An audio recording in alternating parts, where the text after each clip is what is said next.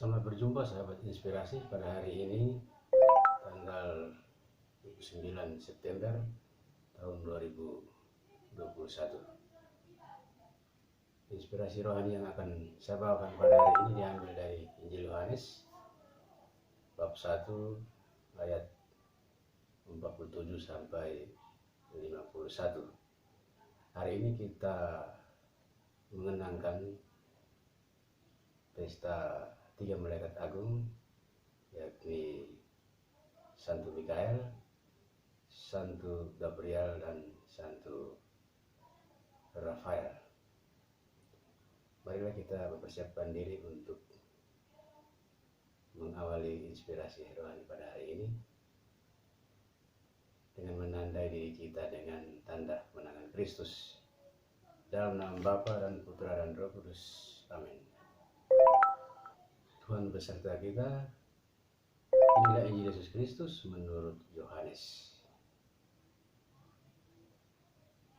Kata Filipus kepadanya, "Mari dan lihatlah."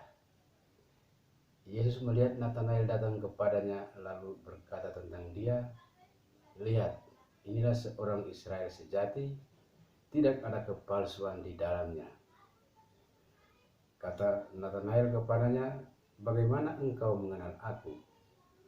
Jawab Yesus kepadanya, "Sebelum Filipus memanggil engkau, aku telah melihat engkau di bawah pohon ara." Kata Natanael kepadanya, "Rabi, engkau anak Allah, engkau raja orang Israel." Yesus menjawab katanya, "Karena aku berkata kepadamu, aku melihat engkau di bawah pohon ara, maka engkau percaya. Engkau akan melihat hal-hal yang lebih besar daripada itu." Lalu kata Yesus kepadanya, "Aku berkata kepadamu, sesungguhnya engkau akan melihat langit terbuka dan malaikat-malaikat Allah turun naik kepada Anak Manusia." Demikianlah sabda Tuhan. Sahabat inspirasi rohani yang saya bawakan pada kesempatan hari ini berjudul mendekatkan diri kepada Tuhan secara seimbang. Agama Kristen, Islam, Hindu, dan Buddha mengenal adanya para makhluk supranatural.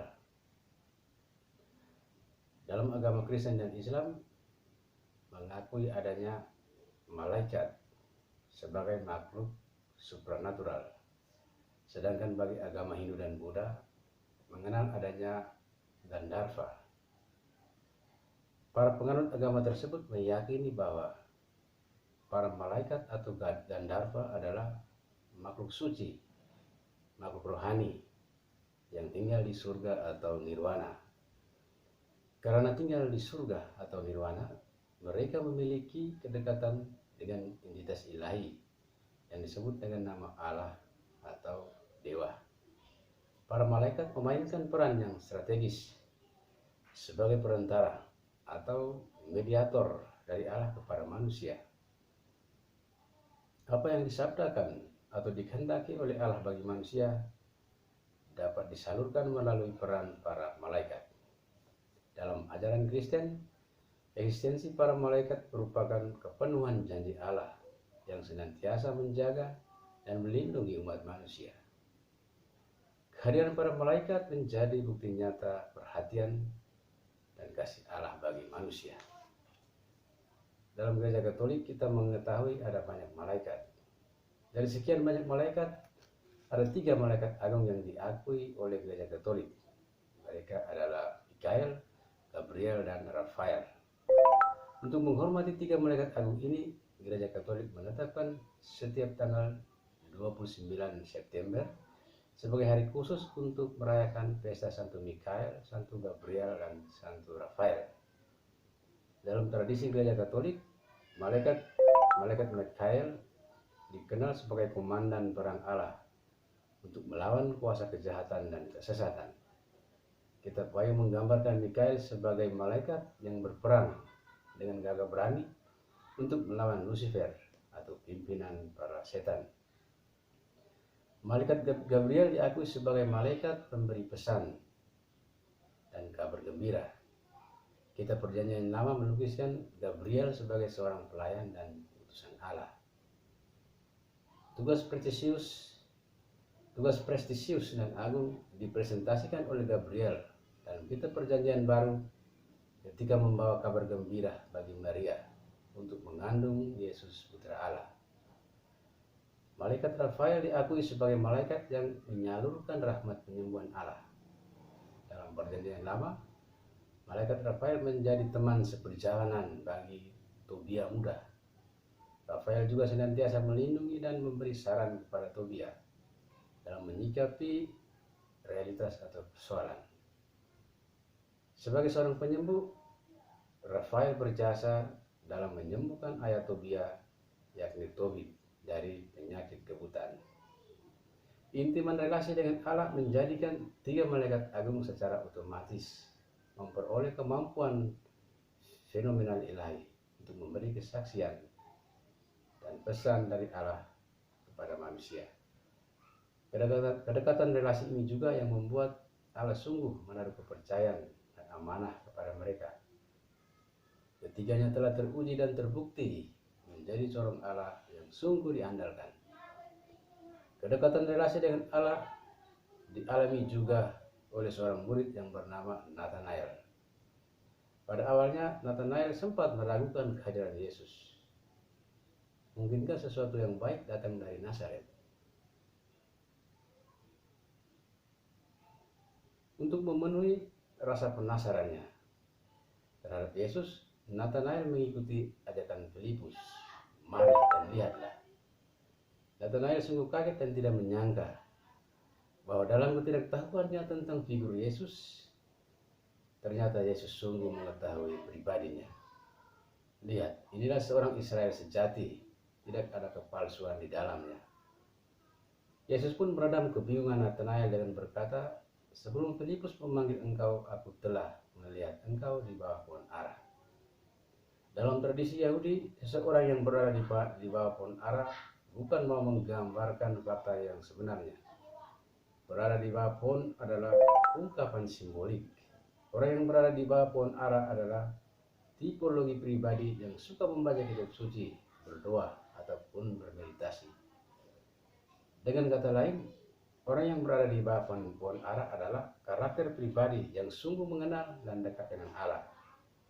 Karena ia menghabiskan waktunya di bawah pohon ara dengan membaca firman Tuhan dan membangun percakapan bersamanya dengan berdoa atau meditasi.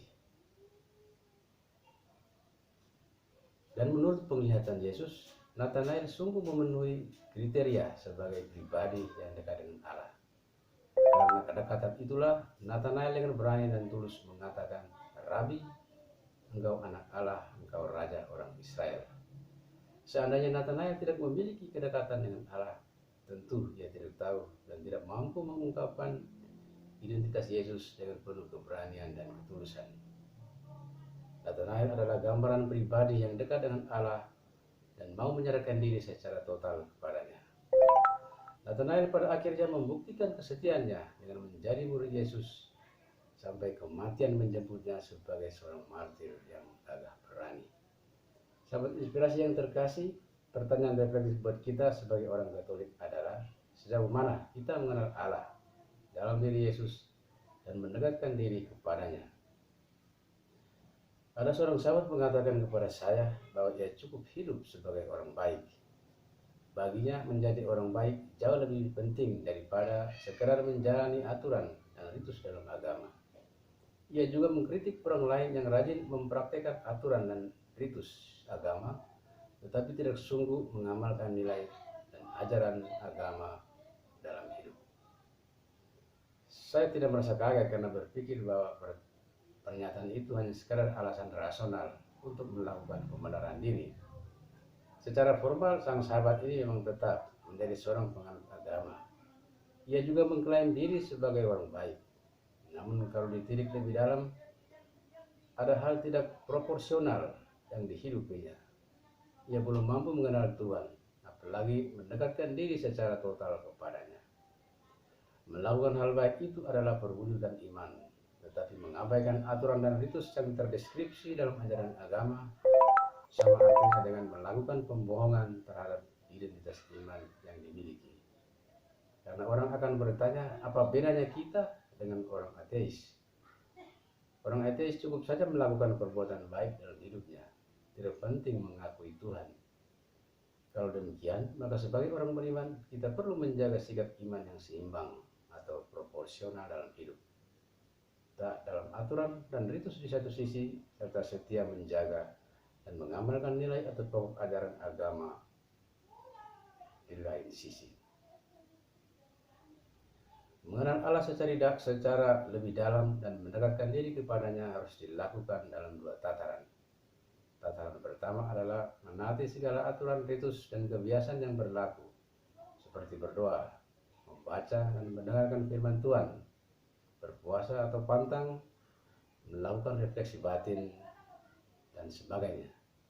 Pada tataran kedua, kita dapat mengamalkan ajaran Tuhan dalam bentuk tindakan-tindakan yang positif, seperti terlibat dalam peran kehidupan jemaat, di basis, di lingkungan, dan di paroki, dan mengamalkan semangat kasih bagi sesama. Mari kita selalu mendekatkan diri kepada Tuhan dengan cara yang seimbang, dengan menaati segala aturan, ritus, kebiasaan-kebiasaan yang berlaku dalam gereja Katolik. Dan yang kedua, dan ini yang paling penting adalah kita dapat mengimplementasikan nilai keutamaan-keutamaan ajaran iman Katolik dengan berbagai kasih pelayanan kepada orang lain yang ada di sekitar kita. Semoga Tuhan memberkati. Dalam nama Bapa dan Putra dan Roh Kudus. Amin.